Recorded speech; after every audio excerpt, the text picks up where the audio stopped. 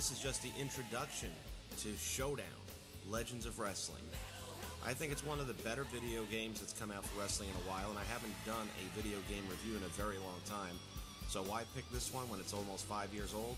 Well, I was looking around and I saw a review done by somebody who gave this a F rating and just really trashed the game. So I was going to do a video that shows the other side, because this is a game that, if you're a real wrestling fan, you should have it in your collection if you don't.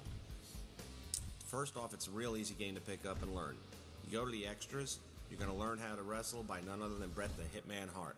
And who better to teach you how to get in the ring than the excellence of execution? Bret gives you all the movesets, shows you how to make things happen, talks you through every step of the way. Now, one of the things you'll probably notice right off the bat is that these wrestlers look a little bit like a blown-up cartoon. This game was designed more as an arcade style. There's a limited moveset, but that's a good thing, because again, all of these are legends. They didn't have half the moves that exist nowadays. Guys weren't doing the planches and all kinds of hurricane ranas off the top rope. So it's not in this game because it wouldn't be realistic for the time periods. This game has more than its fair share of options on how to play. One of those is a quick play setting. You can do is just basically set a quick play, which means you'll put in what type of match you want it to be, and it'll be that match every time you go to quick play. And you can choose the arena, and we'll get to that. Look at these arenas. They have used names, locations, they've recaptured them in great detail. You got the Pontiac, the Wembley, Madison Square Garden, the Omni, Tokyo Dome, Texas Stadium, the Spectrum in Philadelphia, the good old days, Moscow, the Cobo Arena, Legends Coliseum, which was actually a pretty cool arena that they came up with, the Sky Dome, I think there was a pretty big match there once, Dory Funk's gym, you'll train in that, the Mid-South Coliseum. I mean, there truly is something for everyone. Every wrestler has 4 different outfits, and that pretty much covers every aspect of their career. I'll give you an example. Ricky the Dragon, if you use him in his latter days as the Dragon with the WWF, he comes out with the full headdress on, he does the fire spitting into the air. I mean, they don't miss a trick. George the Animal Fields tears open the turnbuckle and throws the stuffing around. All the little nuances that made this one of the most interesting eras in professional wrestling, definitely most colorful, is all there. Now, one of the things this guy trashed was the commentary. You've got Tony Schiavone, you've got Bobby the Brain Heenan, and Larry Zbyszko. Now, Bobby Heenan was coming off of throat surgery, so yeah, he didn't sound quite right. But the thing he doesn't mention about the commentary is how they go into the history of the sport. Every time one of the wrestlers you choose is in the ring, they will talk about some of his biggest grudge matches and some of his biggest opponents. So there's a lot of learning to be done in this game. The problem is, he made one comment in particular that didn't sit well with me. He says, you'll only appreciate this game if you're over 40 years old. Well, you might only remember these guys as being in the ring if you were over 40 years old. But I'll tell you what, when I was a kid and Hulkamania was running strong, they put out some videos over at the local Walmart. They were only about $5 a piece, black and white, which was old wrestling, gorgeous George days and things like that, Antonio Rocca. Now, I knew nothing about these guys. I knew their names. I'd heard of them. I went and bought the videos because I wanted to be a student of the game. I wanted to learn more about it. And that's what this game is great at. This game will give you a lot of background, talk to you about a lot of different things, matches that have happened, and things like that.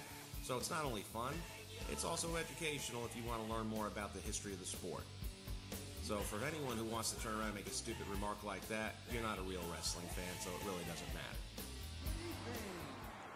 Alright, let's get to the actual gameplay just a little bit. Here we are in Madison Square Garden, and they have really captured the whole look and feel of the building, I think, really well. We got Big Papa Pump, Scott Steiner, who I personally cannot stand, and that's just because I've had the chance to meet him on 2 occasions, and he's been a jerk both times. So I thought it'd be fun to put him in the ring and kick his ass a little bit. Now, here's my only 2 major drawbacks I have. Number 1 is there is no championship belt whatsoever to be had. Number 2, you cannot simulate matches. You have to play at least one player. Other than that, it is what it is. I mean, he says that the controls are non-responsive. I didn't find them to be non-responsive. Maybe he has no talent, no skill, and no timing.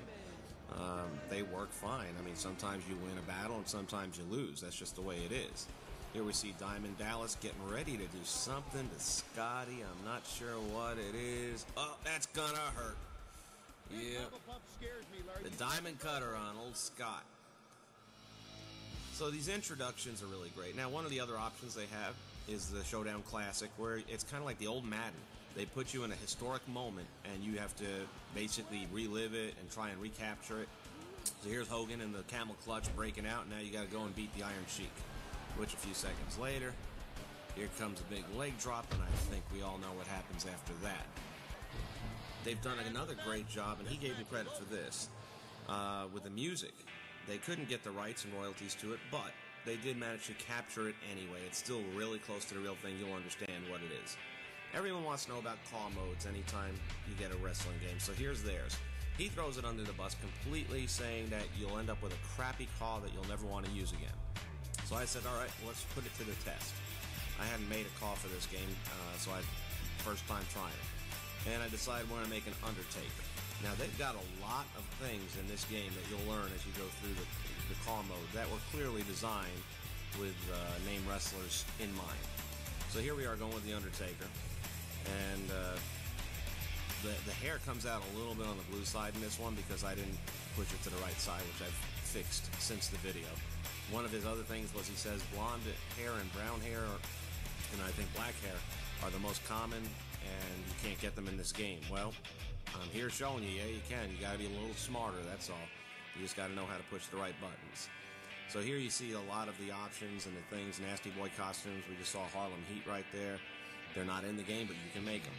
And that's the whole thing. There's a whole bunch of stuff in here that's clearly there to be made with names superstars in mind.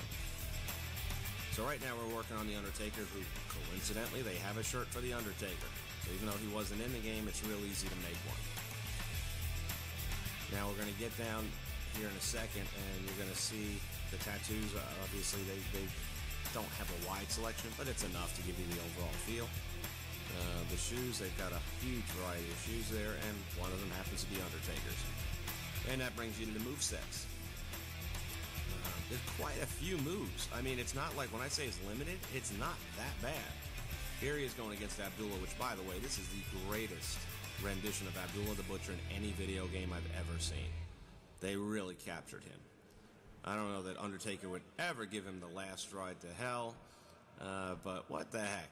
Like I said, his hair turned a little bit purple here, but I fixed it afterwards. Hey, he gave it an F. I give it a C+. On a scale of 1 to 10, 7.2. I recommend this game.